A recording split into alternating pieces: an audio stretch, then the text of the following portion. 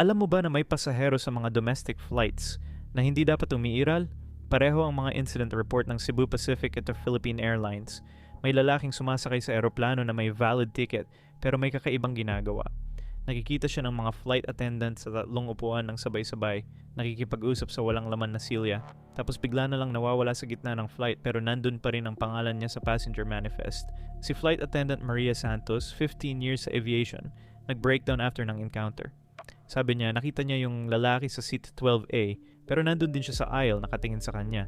Tapos may boses na nagsasabi ng, hindi pa ako bababa. Ang pinaka nakakatakot, yung mga crew members na sanay sa emergency situations completely shattered na pagkatapos. Kasi sa loob ng eroplano, walang pwedeng takasan.